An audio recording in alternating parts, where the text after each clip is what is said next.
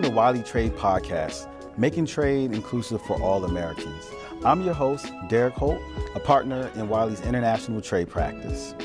Join us as we discuss the intersectionality between trade policy, race, and making the benefits of trade accessible to all Americans. I know it's been a while. Sorry for the wait, but season 2 is here, and we're starting off with a very, very exciting guest. It's my pleasure to introduce to you Nicole Breland Aandahl.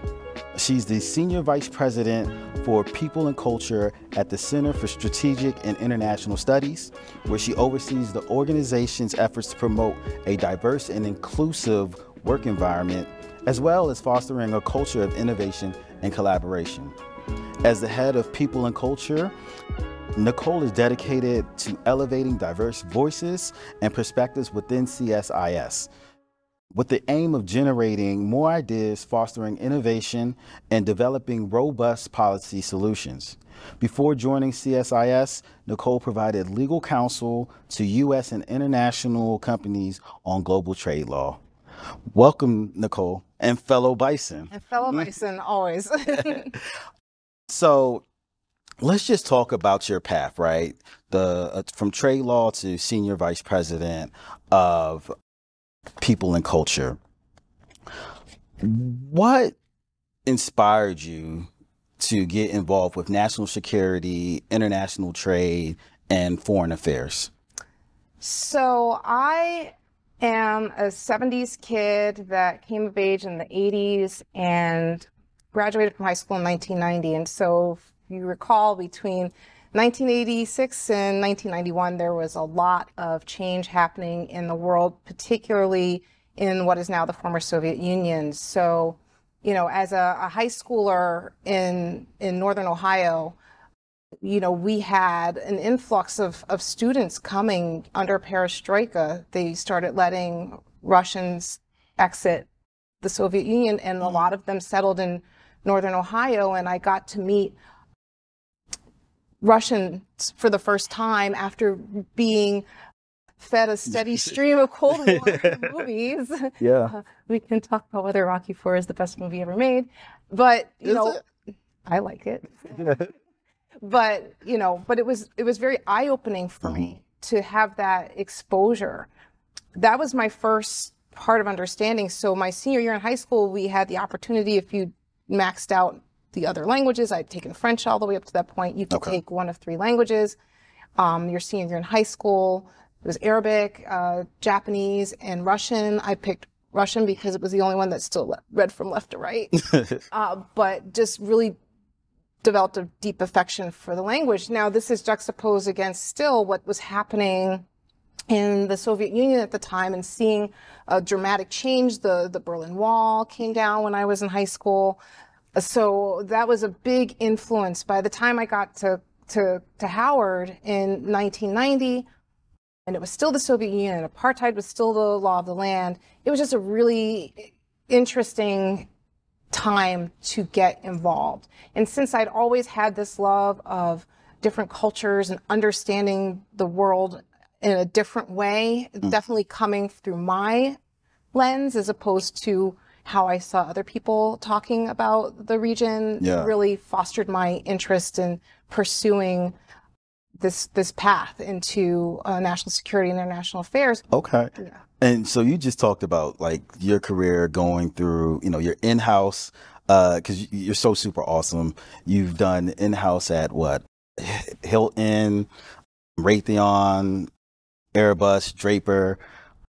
And then you also counsel, you know, a variety of clients at Taurus Law. So what have you taken from those experiences at those organizations that led you to want to work on diversity and leadership issues at CSIS?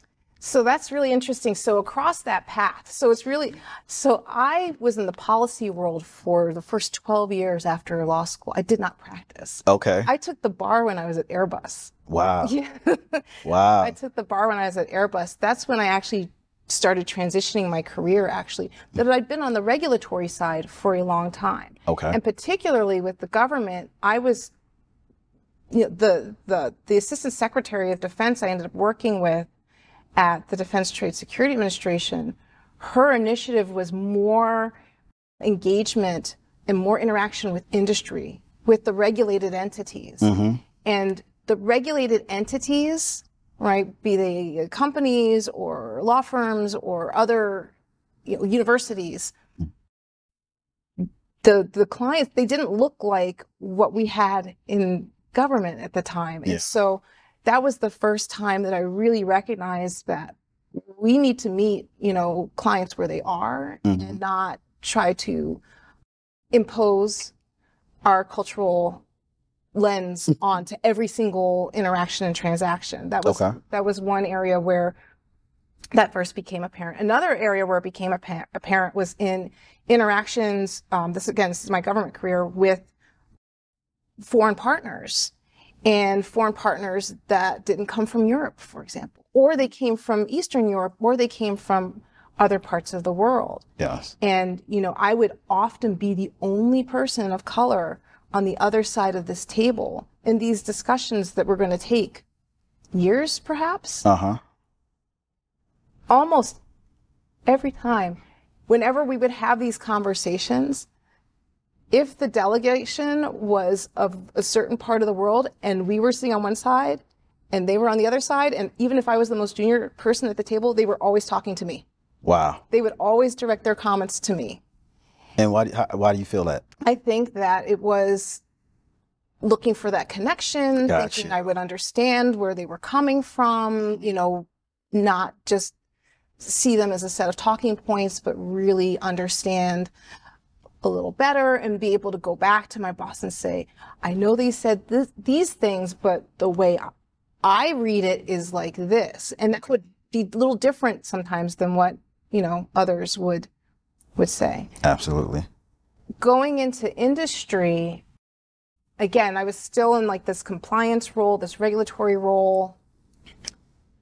When I got to Airbus, I came into a compliance role, and then I became chief of staff to the CEO and was working directly with the executive team. Again, the only person of color in that type of role, dealing with,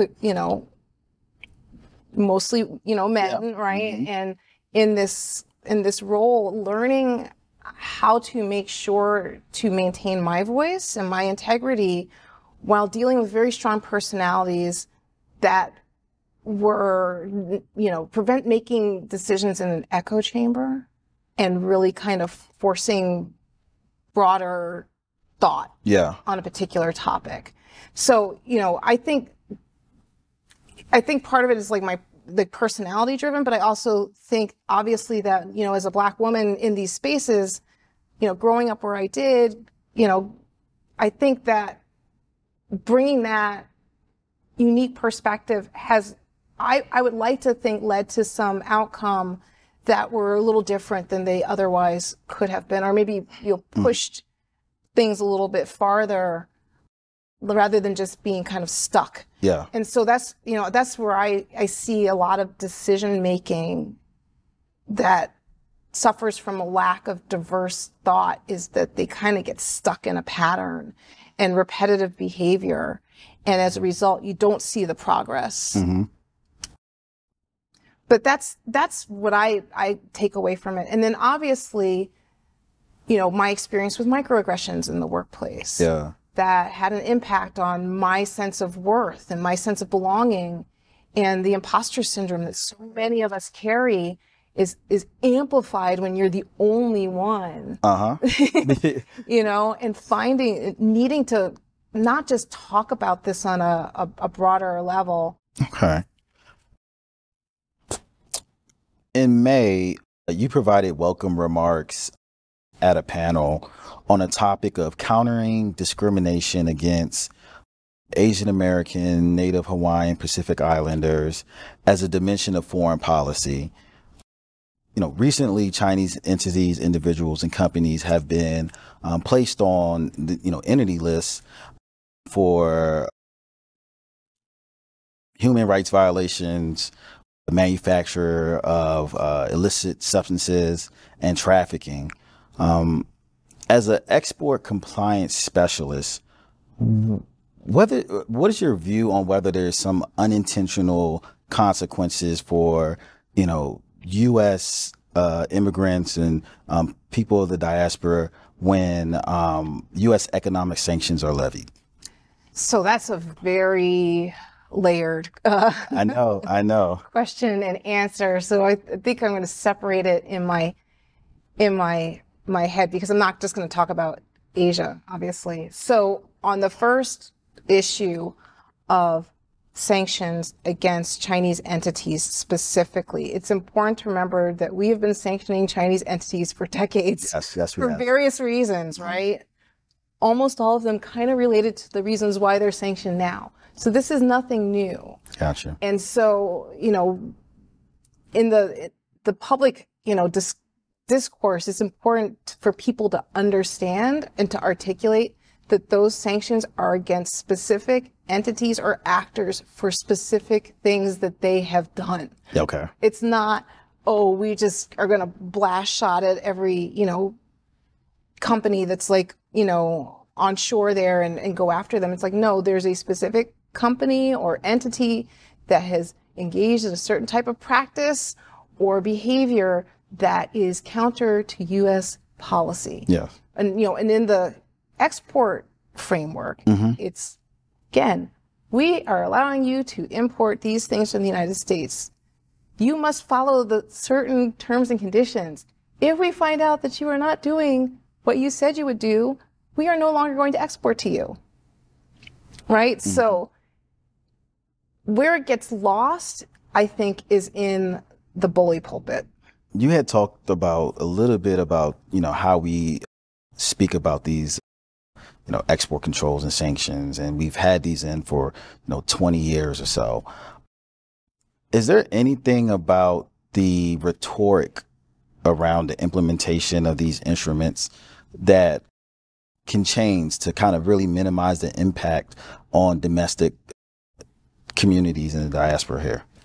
I think this is the loudest voice in the room problem in DC, because you have all these different folks with the mic on this specific topic. I think that recently the executive branch has done a better job of being very specific what these different controls, what these different sanctions are intended to do, and the target. Yes. So rather than it be the Chinese people or even, China, it's, this company. Yes. Or this person. And it's because of this. And being really specific to that and not making it an ethno-political issue. Okay. Other people with the mic in other parts of government, I feel I can't speak to their intent, but I do know that some of the things that people say are very troubling and have stoked violence and created, again, like this ethnic cloud against what is really a dispute over political systems. Remembering that really at the end of the day, it's democracy versus communism. That's really what it is. And we've had these different, adversaries in different parts of the world because of communism for decades now. Yes. And at the end of the day, that's really what it comes down to. So kind of getting them to remove the ethnic part of it, the racial part of it. Yes. That's not the issue. And holding people accountable when they say things that are dog whistle or racially inflammatory, and bringing them back to, no, this is actually the issue, and just deflecting that language and making sure that the loudest voice in the room is the one that is also seen as the wisest voice in the room. Gotcha. On this topic. But it's hard because people gonna say what they say. They're going to say what they're going to say, and it's going to affect different people differently, right? Right. Moving on to just another hot topic, which is supply chains. The U.S. government, government officials, and companies, there's been a move to onshore and friendshore just to mitigate potential vulnerabilities in the supply chain. In your opinion, how should companies kind of weigh the advantages and disadvantages of developing and maintaining a diverse international supply chain? So I'm actually not opposed to onshoring and friendshoring. There are diversity objectives with domestic supply chain as well. There are FAR requirements. Yep. So I'm 100% in favor of a more diverse supply chain domestically. Internationally, I think the challenge is that I still see, and this is true domestically, just because a supplier is diverse doesn't mean that they aren't up to the standard of what you require, of your requirement. I think there's there continues to be a fallacy throughout the supply chain community or decision-making community that more diverse, smaller suppliers are either not capable of meeting their contract requirements or are incapable of being secure. And I challenge that. I think that's true for whether they're offshore or onshore. That's a persistent problem. The supply chain, the U.S. supply chain has got to have diversity to be resilient. You cannot continue to rely on specific certain suppliers and expect them to always be able to get you what you need. And so this is the same in kind of like the foreign policy and national security space. Diversity is essential to make sure you have all of the resources that you need. And, you know, this has been really highlighted during the pandemic. Yeah, COVID kind of brought it all out. It brought it up to the surface. Again, you know, these supply chain issues perhaps may not have been as severe if we really had fully embraced this model of widening the net of suppliers that would be available, not just in a crisis, but as long-term partners. Yeah. Moving to some diversity, equity, and inclusion type questions, what advice would you have for individuals and organizations working in, you know, international trade and foreign policy, looking to promote diversity and equity and inclusion in this field? And then also, what are some practical steps that they can take to kind of achieve this goal? So, you know, we at CSIS talk a lot about being able to bring your whole self to work. Yes. Which is a big piece of it. Encouraging difference of opinions, encouraging, again, like getting decision making out of an echo chamber and understanding that the world is changing and your diverse staff is an advantage as opposed to a disadvantage. They have seen this, you know, you talk to anybody in industry and they will keep pointing to numbers. More diverse companies have better profits. There's a reason for that. You know, their ability to support their diverse staff and make sure they feel as if they belong, making sure they feel included. Yeah. Right? That's an intentional act sometimes. You know, a lot of people think it just happens organically. No, it does not happen organically. It's intentional. You have to work towards doing that for most people or most companies. I mean, I'm going to take it back. My high school in Shaker Heights, we had a group called the Student Group on Race Relations. It was formed in like the 60s. But the whole idea was that with this community all of a sudden being integrated, there were going to have to be some discussions about what that looked like on a practical level. Okay. So that's what needs to happen in national security spaces. That's what needs to happen in firms. It's not about giving anybody an unfair advantage. It's making sure that you truly are inclusive and that that individual feels as if their opinion matters or their expertise is being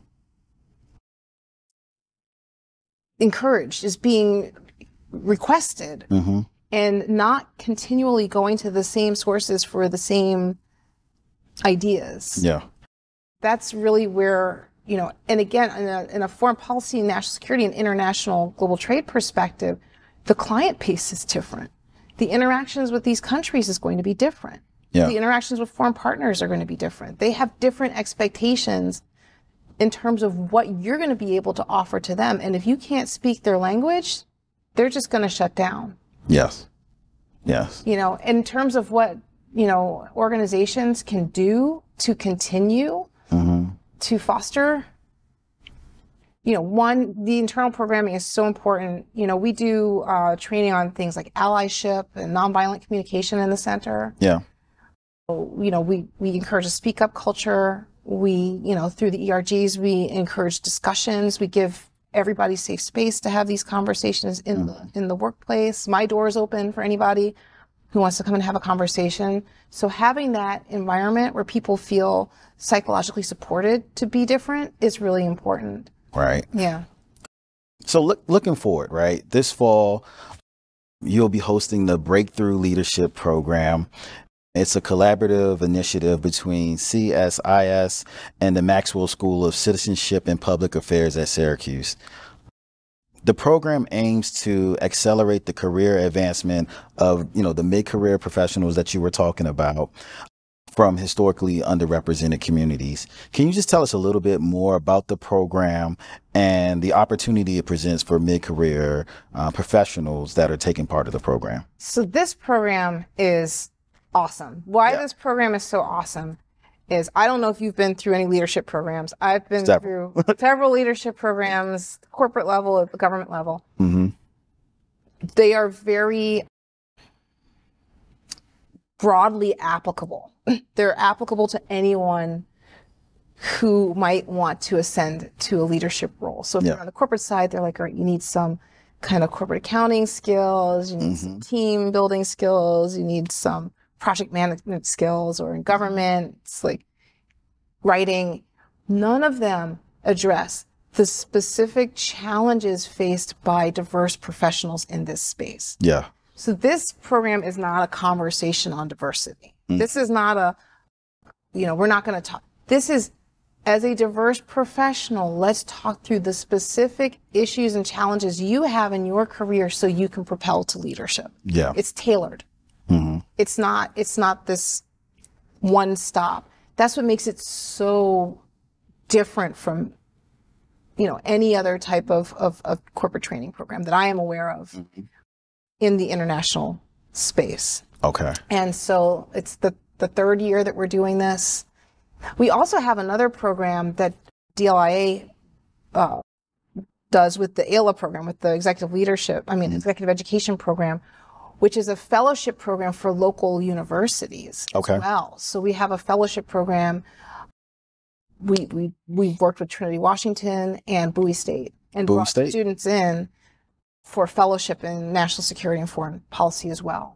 So we're hitting kind of both ends, and we've had interns at the center from the fellowship program as well. Okay. So the Breakthrough program is, you know, the mid-level, you know, to propel people forward, to give them the specific tools that they need as a diverse professional to manage through, and also it creates the community. Okay. So, but how do you get involved with something like with the program? You apply. Okay. Yeah, you go to our website and you apply, and I'm happy to share the website information to you so you can get it out to your listeners and whoever else is interested. So I do believe we have this year's cohort, but there's always next year. There's always next year. There's always next year. And not just diversity in terms of culture and background, but we'd love to have more diverse applicants from different parts of this space. So law firms, corporations, government, you know, universities. We'd like to, again, broaden the diaspora of people that we have in that program as well. Okay, that sounds so awesome. Well, thank you so much for sharing your insights and perspectives on these topics. You're so super awesome. And thank you for joining us. I just really appreciate your commitment to elevating diverse voices, and I look forward to working with you in the future. So thank you for joining the podcast. Thank you for having me. Thank you. Let's keep the conversation going. Let's do it.